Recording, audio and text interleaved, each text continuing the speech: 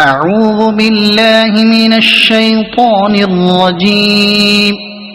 بسم الله الرحمن الرحيم. هل أتى على الإنسان حين من الدهر لم يكن شيئا مذكورا إنا خلقنا الإنسان من نطفة أمشاج نبتليه فجعلناه سميعا بصيرا إنا هديناه السبيل إما شاكرا وإما كفورا إنا أعتدنا للكافرين سلاسل وأغلالا وسعيرا إن الأبرار يشربون من كأس كان مزاجها كافورا عينا يشرب بها عباد الله يفجرونها تفجيرا يوفون بالنذر ويخافون يوما كان شره مستطيرا ويطعمون الطعام على حبه مسكينا ويتيما وأسيرا إنما نطعمكم لوجه الله لا نريد منكم جزاء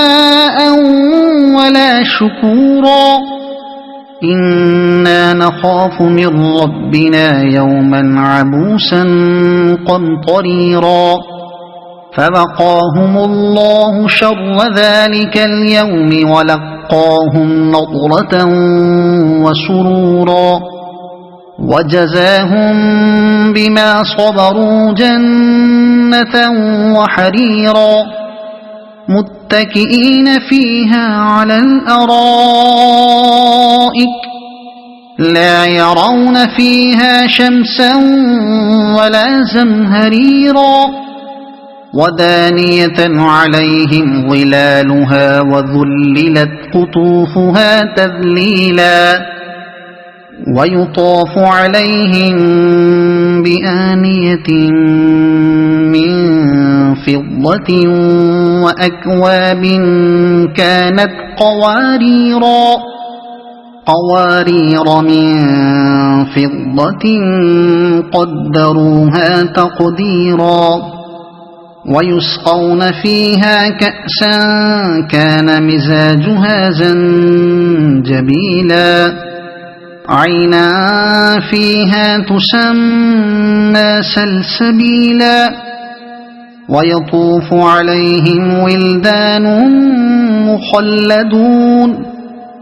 إذا رأيتهم حسبتهم لؤلؤا منثورا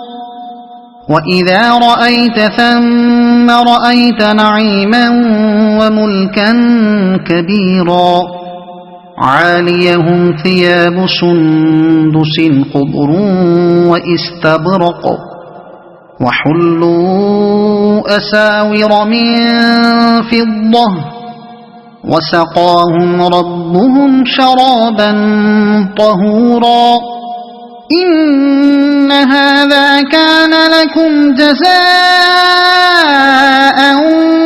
وكان سعيكم مشكورا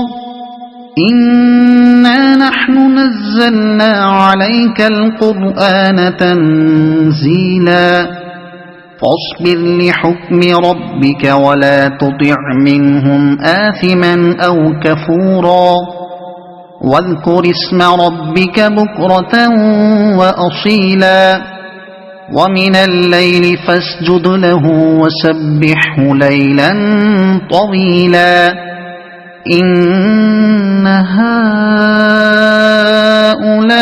هؤلاء يحبون العاجلة ويذرون وراءهم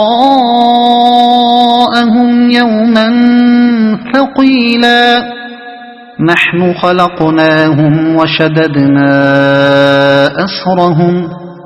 وإذا شئنا بدلنا أمثالهم تبديلا إن هذه تذكرة فمن شاء اتخذ إلى ربه سبيلا وما تشاءون إلا أن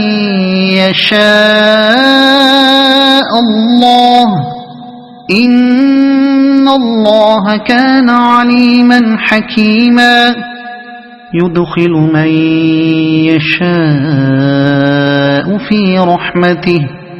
والظالمين أعد لهم عذابا أليما صدق الله العظيم.